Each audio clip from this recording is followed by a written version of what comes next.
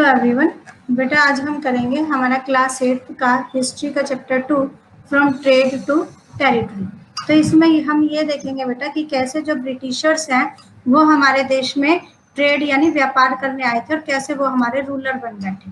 ठीक है, तो सबसे पहले है इसमें देखो, औरंगजेब जो था वो लास्ट मुगल एम्पायर था। ठीक है, लास्ट मुगल रूलर जिसको हम बोलते हैं, यानी कि मुगलों का लास्ट जो रूलर था वो कौन था? औरंगजेब था। ईस्ट इंडिया कंपनी जो थी वो औरंगजेब के शासनकाल में जो है वो इंडिया में आई थी। तो in 1600 royal charter granted to East India company granted the sole right to trade with the East. इसमें क्या हुआ था कि 1600 में एक रॉयल चार्टर जो था वो साइन किया गया था, जिसमें कि ईस्ट इंडिया कंपनी को ईस्ट का जो हमारा क्षेत्र है उसके साथ बिजनेस करने का, ट्रेड करने का राइट जो है वो दे दिया गया था। ईस्ट इंडिया कंपनी जो है वो अपने साथ बेटा गुड्स लेके आई थी, जिसके की रेट्स जो थे बहुत ही चीप थे, यानी वो जो उनकी जो चीजें थी वो बहुत ही सस्ती थी। और उन्होंने यूरोप में जो था इन चीजों को बड़े ही हाई प्राइस पर बेच दिया था, मतलब वो बहुत ज्यादा प्रॉफिट अर्न कर रहे थे। उनकी जो चीजें थी, जो गुड्स थी, वो चीप रेट में तैयार होती थी और वो यूरोप में आकर उसको बहुत ही हाई रेट्स पर उनको सोल्ड करते थे। कॉटन और सिल्क जो था वो इंडिया में प्रोड्यूस होता था और यूरोप में इसकी बहुत बड़ी मार्केट थी कॉटन और सिल्क की, जो कि इंडिया में काफी मात्रा में प्रोड्यूस होता था। पेपर है, काली मिर्च जिसको हम बोलते हैं, क्लव्स, लौंग, कार्डामोम, सिनेमोम, ये सब जो है जो मसाले हैं इनकी भी यूरोपियन मार्केट्स में बहुत ज्यादा डिमांड थी। और हमारे इंडिया में कॉटन, सिल्क और ये जितने भी हमारे स्पाइसेस है ये काफी मात्रा में मिलते हैं। तो East India company begins trade in Bengal. East India company जो थी उसने सबसे पहला जो अपना व्यापार था वो कहाँ से शुरू किया था? बंगाल से शुरू किया था। इन 1651 1651 में ईस्ट इंडिया कंपनी ने अपनी सबसे पहली फैक्ट्री जो है वो रिवर हुगली नदी के किनारे पर जो है वो इस्टेब्लिश की थी। हुगली जो रिवर है वो हमें पता है, सबको कोलकाता में है। तो 1651 में उन्होंने अपनी सबसे पहली जो फैक्ट्री है वो हुगली रिवर के किनारे पर लगाई थी। औरंगजेब जो था उसने एक फरमान इशू किया, एक ऑर्डर जिसको हम बोलते हैं, एक ऑर्डर इशू किया कि जिसमें कि कंपनी जो भी व्यापार करेगी उसके ऊपर किसी तरह की कोई ड्यूटी नहीं लगेगी, यानी टैक्स फ्री जो थी वो कंपनी को ट्रेड का जो था वो राइट दे दिया कि उनके जो भी गुड्स या जो भी चीजें वो इंडिया में लाकर सोल्ड करेंगे वो ड्यूटी फ्री होंगे, उनके ऊपर किसी तरह की कोई ड्यूटी नहीं लगेगी। Company try to press for more concession and manipulate existing privileges.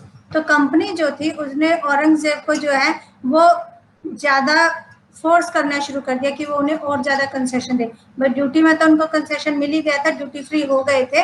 भाई बाहर से जब हम किसी सामान को लाते हैं तो बेटा हमारे जो पोर्ट्स होते हैं उनके ऊपर उस सामान के ऊपर ड्यूटी लगती है, जिसको कि हम टैक्स भी कह सकते हैं। उनसे उनको कंसेशन मिल गया था, लेकिन जो ब्रिटिशर्स थे वो चाहते थे कि उनको और ज्यादा कंसेशन मिले। How did trade lead to battles? भी कैसे जो ये बिजनेस है वो बैटल्स में यानी लड़ाई में चेंज हो गया। औरंगजेब की डेथ के बाद बंगाल का जो नवाब था बेटा, उसने अपनी की सारी जो पावर थी वो अंग्रेजों को दे दी, ब्रिटिशर्स को दे दी। The Nawab of Bengal refuse to grant the company concession. Aurangzeb के डेथ के बाद बेटा जो नवाब था वहाँ का, उसने जो थी सारी पावर, सारी जो ऑटोनॉमी थी वो सारी की सारी अपने हाथों में ले ली और उनसे जो उन्होंने जो ग्रांट दी थी, कंपनी को जो कंसेशन दी थी वो सारी की सारी जो है वो उन्होंने खत्म कर दी थी। उसको मानने से उन्होंने रिफ्यूज कर दिया था कि हम कोई ग्रांट जो है वो ब्रिटिशर्स को नहीं देंगे, कोई ड्यूटी उनकी फ्री नहीं होगी। और इस वजह से जो है वो बैटल ऑफ प्लासी जो है वो हुआ था। तो 23 जून 1757 बैटल ऑफ प्लासी। तो ये हमारा एक क्वेश्चन बन जाता है जीके का भी और आपका भी बनता है कि बैटल ऑफ प्लासी कब हुई थी? वो हुई थी 23 जून 1757 को हुई थी। और जो फर्स्ट मेजर वाइसराय था वो इंडिया में इंग्लैंड का उसको बनाया गया था और उसने जो है ये बैटल ऑफ प्लासी जो है वो लड़ाई की जो थी उसकी जो वो कहते हैं ना कि उसको लीड किया था, उसका लीडिंग रूलर जो था वो फर्स्ट वाइसराय था, जो कि इंग्लैंड ने भेजा था इंडिया में। अलीवर्दी खान वो 1756 में 1757 में उसकी मृत्यु हो गई थी, और सिराजुद्दौला जो था फिर वो बंगाल का जो है वो नवाब बन गया था।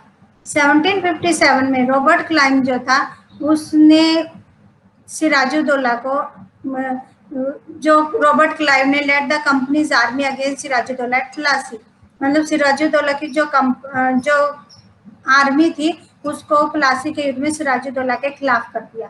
भाई उनको लालच दे दिया या डरा कर जो है उन्होंने उनकी जो सिराजुद्दौला की जो आर्मी थी उसको सिराजुद्दौला के अगेंस्ट कर दिया। Main reason for defeat of the Nawab was that the force led by Mir Jafar. Mir Jafar जो था बेटा उसने फोर्सेस को सिराजुद्दौला के खिलाफ भड़का दिया था, और इस वजह से वो मीर जाफर जो था वो सिराजुद्दौला का कमांडर था, और उसने जो थी ना तो बैटल लड़ी, और जो उनके जो आर्मी के जो सोल्जर्स थे उनको भी सिराजुद्दौला के खिलाफ कर दिया था। मीर जाफर जो था उसने रॉबर्ट क्लाइव को प्रॉमिस किया था कि अगर सिराजुद्दौला बैटल में हार जाएगा तो वो मीर जाफर को जो है वो नवाब बना देगा, और इस लालच में मीर जाफर जो था वो अंग्रेजों के साथ मिल गया, और उसने सिराजुद्दौला के अगेंस्ट जो थी ये सारी की सारी जो मतलब हम कह सकते हैं कि जो सारी की सारी जो प्लानिंग की थी, कि जिसमें कि उसने सोल्जर्स को भी सिराजुद्दौला के अगेंस्ट कर दिया था। उसके बाद है बैटल ऑफ बक्सर। प्लासी के बाद जो ये लड़ाई हुई थी वो हुई थी बेटा बक्सर का युद्ध, जिसको हम बोलते हैं। जब after the defeat at Plassey Sirajuddaulah was assassinated and Mir Jafar was made Nawab. तो सिराजुद्दौला जो था बेटा वो उसको बंदी बना लिया गया, और मीर जाफर को जो था वो नवाब बना दिया था। मीर जाफर जो था वो बेटा ब्रिटिशर्स का एक पपेट था, यानी कठपुतली, मतलब जो ब्रिटिशर्स कहते थे वो उसी के अकॉर्डिंग काम करता था।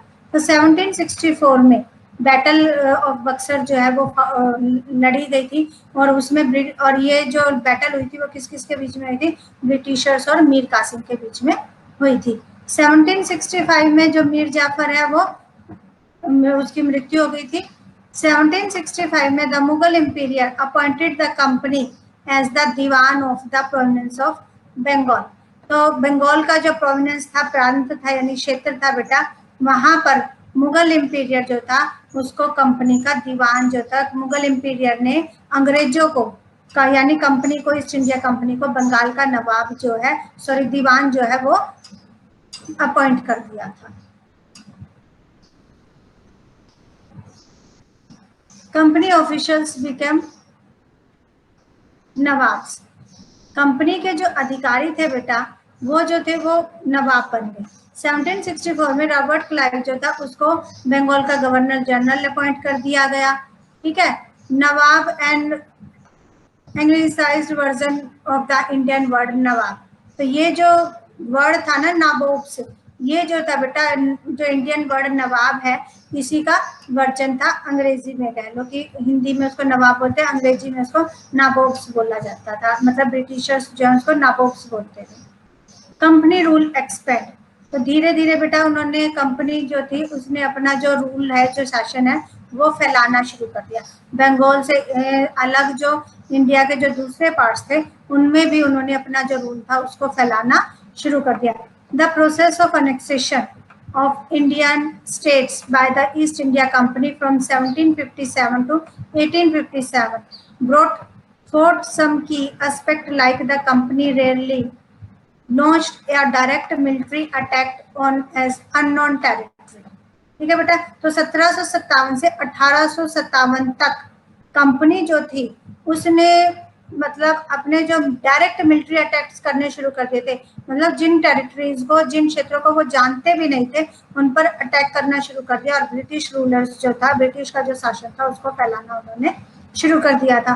After the battle of Buxar the company appointed residents in Indian states. Buxar के युद्ध के बाद कंपनी ने जो अपने रेजिडेंट्स हैं वो इंडिया के जो बाकी के स्टेट्स में उनमें अपॉइंट करने शुरू कर दिए थे। The company force the states into A subsidiary alliance. Company जो थी वो स्टेट्स को फोर्स करने लगी कि उनके साथ जो है वो गठबंधन कर ले, भाई वो ब्रिटिशर्स का साथ दे, नहीं तो फिर उनका जो क्षेत्र है उनको वो अटैक करके अपने क्षेत्र में मिला लेंगे।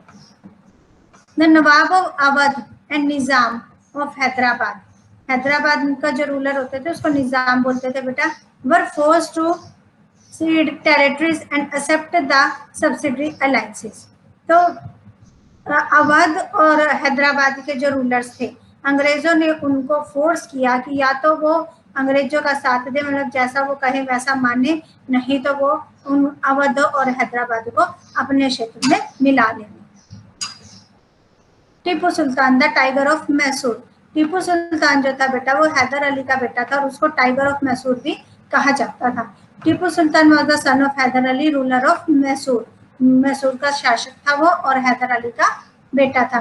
टीपू सुल्तान जो था उसने मैसूर पर 1782 से 1799 तक रूल किया, 1799 तक रूल किया। टीपू सुल्तान के शासनकाल में 4 लड़ाइयां हुई ब्रिटिशर्स और मैसूर के बीच में, ठीक है, और इनको जो था एंग्लो मैसूर वॉर्स के नाम से भी जाना जाता है। और वो 4 लड़ाइयां कब कब हुई, एक तो 1767 में हुई जो कि 69 तक चली, ठीक है, दूसरी फिर 17 जो कि 84 तक चली, ठीक है,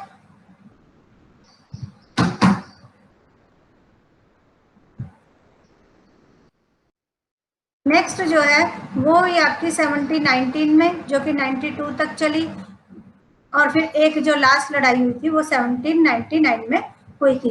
1799 में जो ब्रिटिशर्स थे बेटा, Britishers one the battle eight Srirangapatnam against Mysore, इस लड़ाई में टीपू सुल्तान जो है वो हार गया था और ब्रिटिशर्स जो है वो जीत गए थे। और ये लड़ाई कहाँ हुई थी, श्रीरंगापट्टनम में हुई थी। टीपू सुल्तान जो था उसको उसकी कैपिटल, मैसूर की जो कैपिटल थी श्रीरंगापट्टनम में, वहां पर मार दिया गया था, हरा दिया गया था।